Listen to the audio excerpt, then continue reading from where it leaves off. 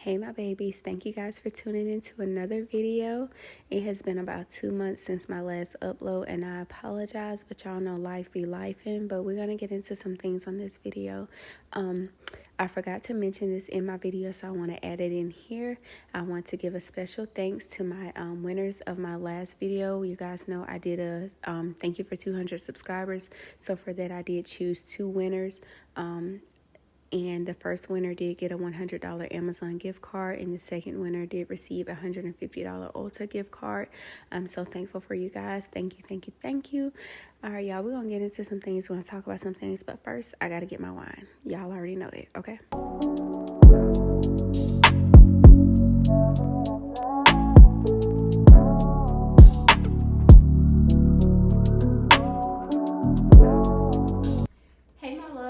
Welcome back to another video. First off, let me start by apologizing. It has been at least 2 months since I've last made a video. The last time you guys saw me, I had just moved into my home, so what I've been doing is I've been getting adjusted, trying to get situated, getting my kids in school. I've started a new job. Of course, I didn't tell you guys, but I'm in a new state. So it's just been like a whirlwind of things, y'all. So I have not had the time to sit down and make a video for y'all, but that does not change the fact that you guys have been on my mind, and I know that I wanted to get a video out to y'all. So I have been thinking about y'all all the time, and I want to thank everybody that has reached out to me in my DMs, that has left comments on my last video and previous videos. So without further ado, y'all, I want to get into the reason for this video. You guys have been asking a lot of questions. Some people are asking the same questions. I have sent people my report sheet, but a blank one in there. I have emailed them to them so that they can use them for reference. All this has happened behind the scenes. As you guys know, I did a 200 subscriber giveaway in my last video. I did choose 2 winners. One winner got a $100 Amazon gift card, and the second winner got a $150 Ulta gift card. So I do want to thank you all for the love and the support and the engagement on my videos, y'all. I'm so grateful. I'm so grateful for y'all. So without further ado, y'all, let's get into the video. So if you see me looking down, I am looking down. I'm reading some notes that I made and some questions that you guys had. So one of the questions that I got was, how long did it take me to get my BSN at Capella? That's not my first question that I want to start with, y'all. Scratch that. My first video.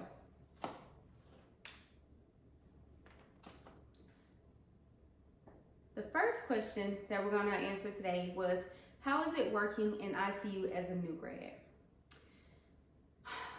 I felt every emotion that you could feel. I felt scared, I felt nervous, I felt excited, and then when I felt incompetent, and then as time progressed, I became more assertive, more confident, and you kind of feel like, okay, I can do this. Like I really feel like ICUs and, higher up specialties carry the hospital on their back. And I've said that in a previous video, and if you know, you know. But I felt like it was intimidating because it's all this new equipment. You have new medications that you've never heard of. You have certain medications that are specific to your specialty, to your floor, that are not used on other floors, or only medications that an ICU can titrate. Certain floors cannot titrate. Either they can titrate down, but they can't titrate up. So, it's just all of that stuff. You have the sickest patients in the hospital, and anything that can't be handled in the hospital is escalated to you. And I feel like from ICU, a patient either gets better or a patient passes away. There's kind of like no in between. I also feel like in ICU, as an ICU nurse, you are kind of the difference between life and death.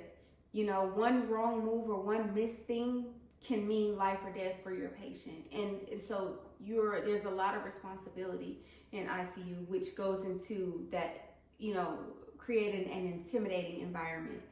I felt that it was challenging as a new nurse because you've got seasoned nurses that are running around and they're not breaking a sweat.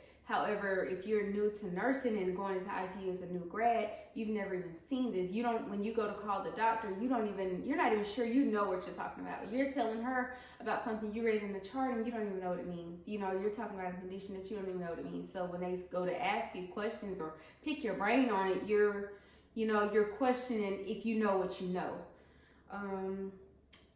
Aside from that, I felt like it was very rewarding. It's very rewarding when you get a very sick patient that comes in and they're on maybe 2 to 3 pressors and they're on a total of maybe 7 drips. They may be intubated, but within the next couple days or even within your shift, you're working to wean that patient off of those pressors and you're slowly taking away 1. And now, whereas they were on 3, they're now on 2. And before the end of your shift, you've got them down to 1 and you're titrating, you're working your way down to turn it off. And then you come back and you have your same patient that next day and now they're on 1 pressor and they're not on as many drips. And then there's talk about that patient getting extubated.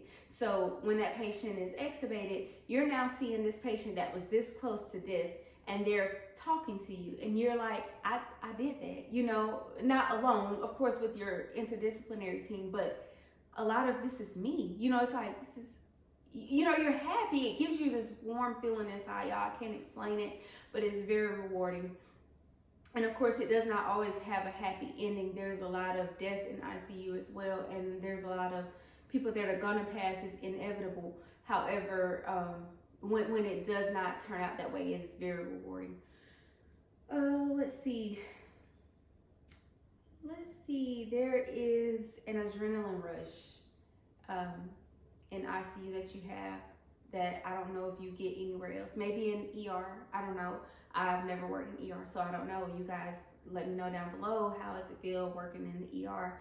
You know, like I said, in ICU, you've got people coding left and right, but if you can achieve ROSC after a code, it's like, yeah, I did that. Yeah, we did that, you know?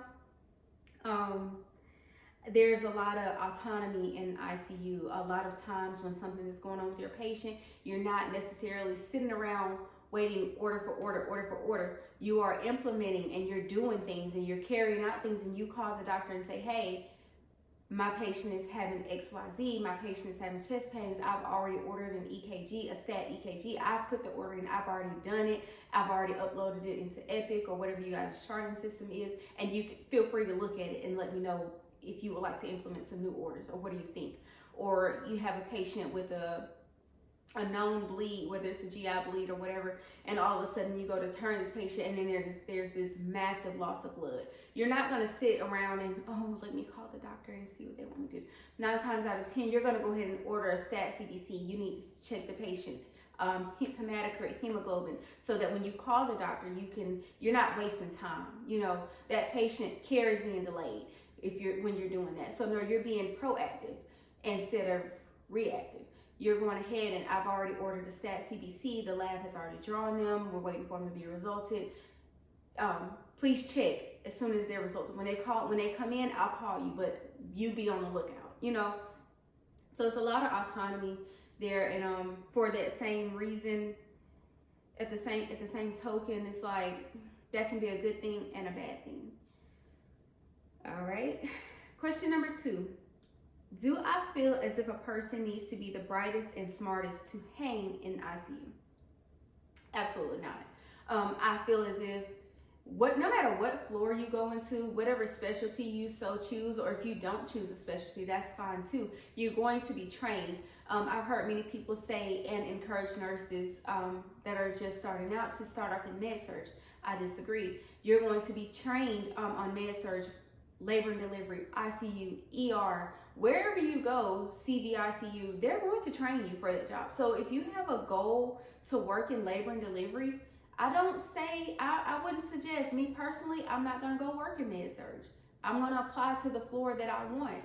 You know, that's my thing. And no, I don't think you need to be the brightest and you know, because a smart person who's textbook smart may not be clinically smart, and vice versa. Someone who's clinical, who has a lot of clinical sense, may not be the brightest in the room. They can't take a standardized test, but they can go in there and they can run a code and they can get you an IV and they can get your heart going and they can, you know, you don't need to be that, but you do keep in mind, you do need to be very open-minded, and you need to be moldable, and you need to be willing to learn. I feel like it's easier for a new nurse to come in ICU than for a older nurse, seasoned nurse, and maybe even a nurse from a different specialty to come into ICU and adapt, because it's hard to empty out your old ways of thinking and adopt something new, versus if you have a fresh slate, everything that you're learning is new. You're not having to throw out information and unlearn what you already know, and then you come in thinking, well, that's not how we do it here, and that's not how we did it there. It doesn't matter. This is a whole new ballgame. So to answer that question, no, you don't need to be the brightest and the smartest. You just need to be yourself. You need to be open. You need to be moldable. You need to be teachable. You need to be able to accept criticism, constructive criticism. Question number 3, how and why did I choose ICU? So funny thing, y'all. I was in my last semester for my RN, and I had done rotations in just about every specialty. I knew I did not want to do peds. I went to med-surg, and I felt like med-surg gave me kind of like long-term care vibes. I didn't want to do that. Labor and delivery, I didn't want to do that. I didn't want to do the ER. So y'all, I kind of was a little like discouraged.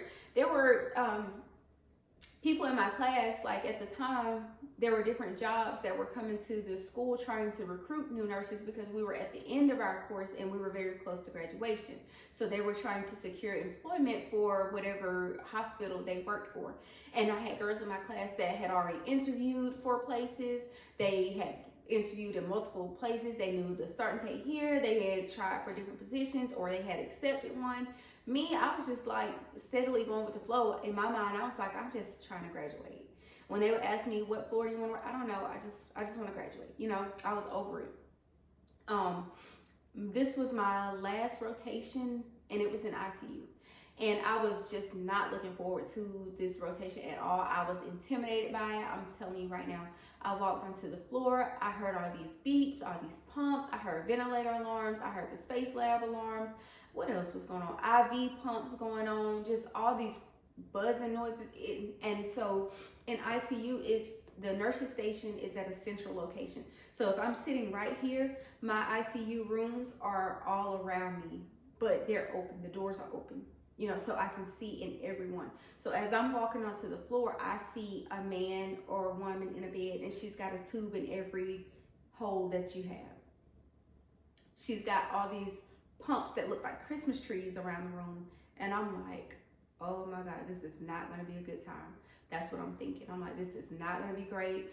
I've got to be here till 3 o'clock, and it's only 7 a.m. You know, that was how I went in, and that was, hey. So anyway, I was assigned to work with a nurse. Her name was Ashley, and the patient we only had one patient that day, and that patient was a Prisma patient. He was on CRRT, which is continuous dialysis. It's like a constant dialysis, but it's gentle. It's not like HD or PD, and it's done all day long. So that patient is a 1-to-1. And when I went in there, there was this big Prisma machine at the bedside. The patient was on like all these pressors.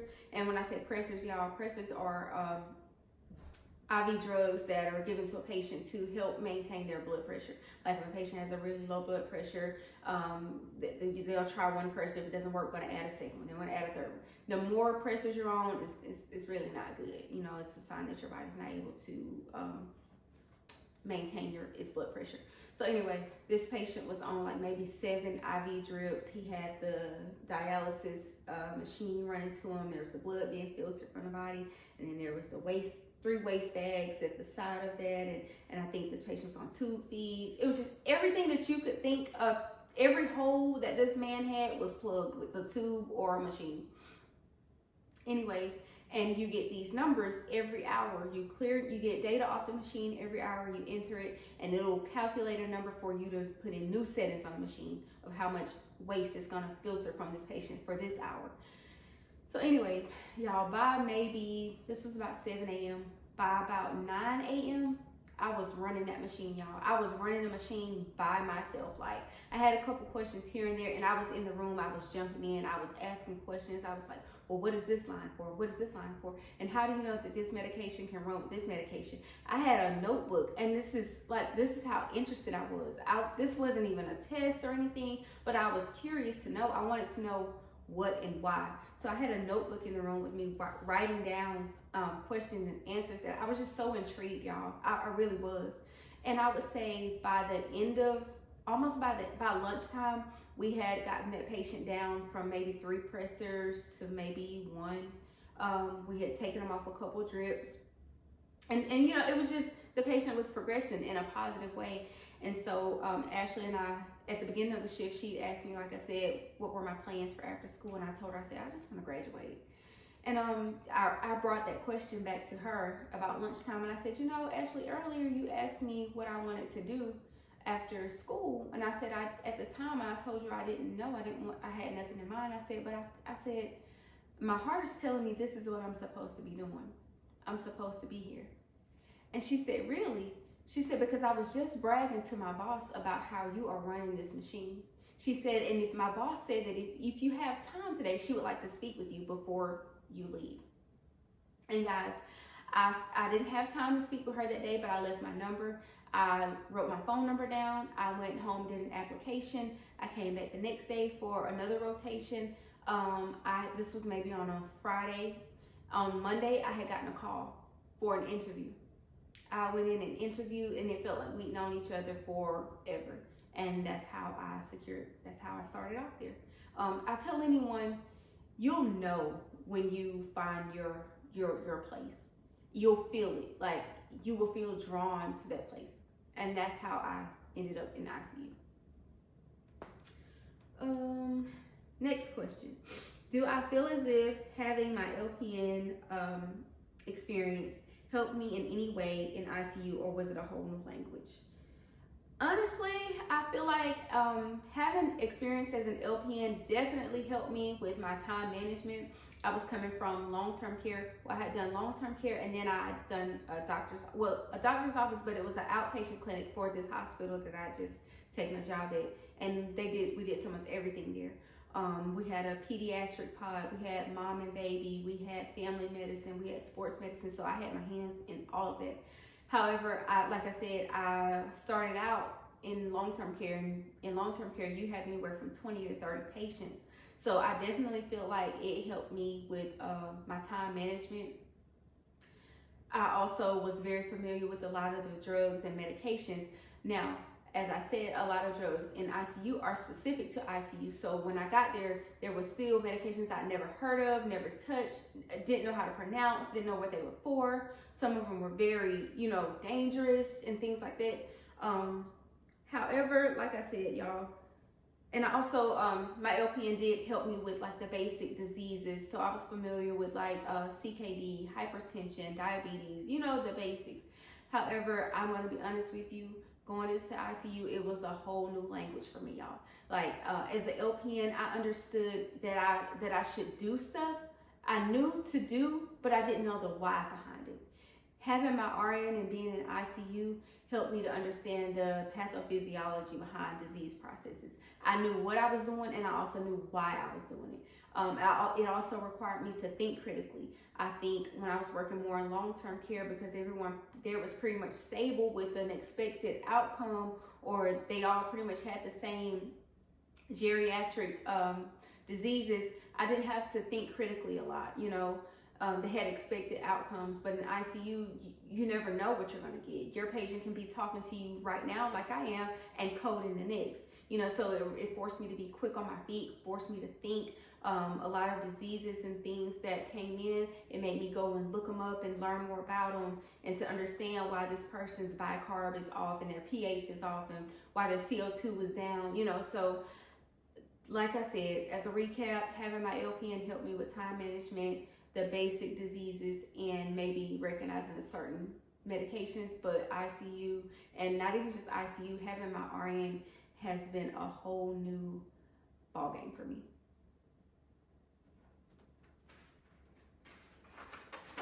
Okay, next question. How long did it take me to get my BSN?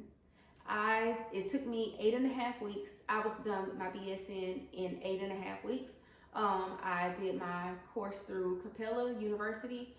They have two options. You can do FlexPath, which allows you to work at your own pace. You can finish as quickly or as slowly as you would like, or you can do the guided path, which is more of like a traditional coursework type deal. I think where I didn't do it, so I can't really say, but I'm guessing that it's maybe more guided and structured, like maybe a teacher, I don't know, type deal. But I did the FlexPath and I was done in 8.5 weeks, and it was the best thing I've ever done. Let's see. I think that's it. That's all for my questions, y'all. That's all for my questions. But I do want to wrap up my video by saying this, guys. If you're thinking about stepping out on faith, and this is not even just specific to nursing, this is to anything, any career, anything that you're trying to do in life, y'all, put God first. And I don't know if you guys are religious or spiritual, and it really doesn't matter. Whoever you believe in, you know, whatever higher power, that's your business.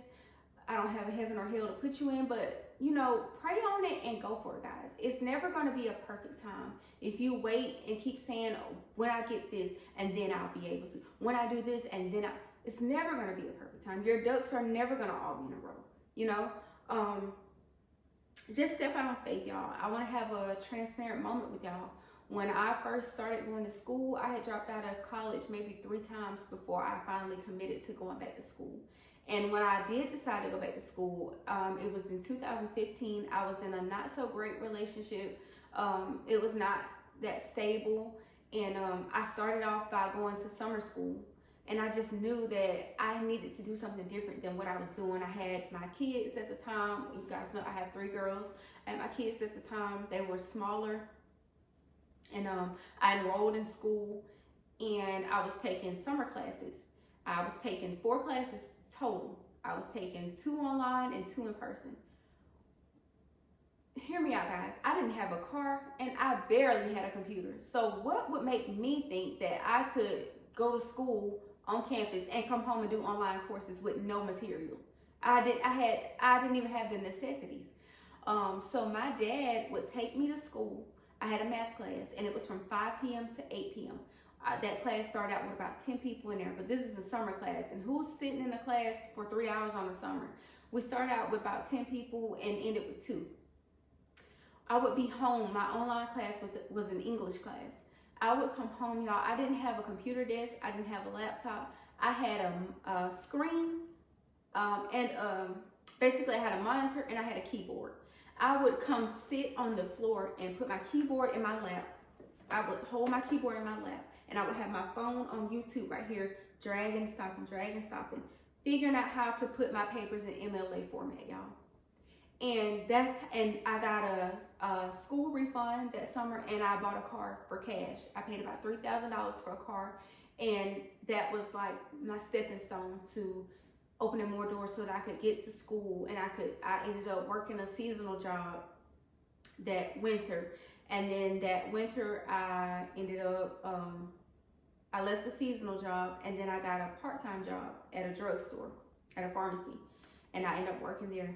That winter of 2016, I applied for I took my TEAS test. I took my TEAS test, and I failed the math part one time because I was overthinking it. Whole time the math was like high school stuff, so I had to go back and relearn like old stuff that I had forgotten about. But I took that test, I passed it. At the time, my GPA was like a 3.8. I applied for my program that summer. I got accepted that fall into my LPN program. Guys, I was never one that liked school. I was never one that wanted to go to school, but for some reason, I was fired up about this. I don't know if I was just tired of me. I think I got sick of myself and knew I had to stand firm on something. I had to start a foundation for my kids. And when I got into that LPN program, y'all, I'm telling you, it was nothing but God. It was nobody but God. These are not, I tell anybody, I tell them all the time, I never set out and said I wanted to be a nurse. I feel like I stepped out on faith, and God took over. Like, these are the plans that He had for me, and they were greater than what I had for myself. Because when I got in that program, it kicked everybody's butt. And don't get me wrong, it was hard, but I don't feel like I felt as burdened and as heavy and weighed down as my classmates did. I feel like I excelled at things that took a lot of my classmates out. I made the dean's list every year. I was inducted into, it was called a Who's Who amongst junior colleges. There was a write-up about that. I graduated with honors. I went to all kind of luncheons. Like, I was just blessed. I really was just blessed.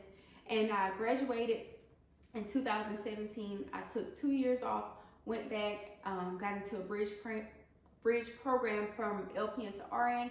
I got into that program, and again, same thing. I ended up graduating with honors from there. I got a scholarship, y'all. And let me tell you a quick story about my scholarship. I saw that the college was offering a scholarship.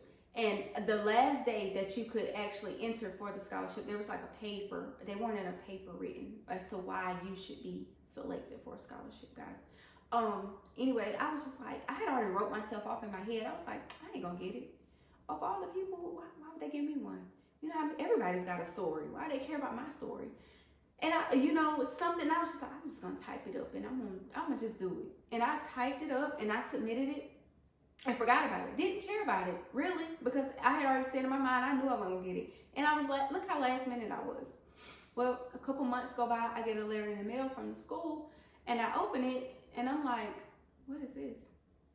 It was them telling me that I had been chosen to receive a scholarship for my nursing program. And it showed me who my donor was, my sponsor was, and he was a older gentleman from out of town. And later that year, they held a luncheon that we were able to meet, and we took pictures for the newspaper and news and all that. But y'all, I'm just telling y'all how God works. I'm telling y'all, God works. Give him a try. You're not gonna have it together. And I hope that me sharing my story of how I started out and how you can too, I hope that it has inspired someone. I'm gonna always keep it real with y'all. I have not always had it together, but I have always been willing to try. And I hope that you guys are willing to try as well.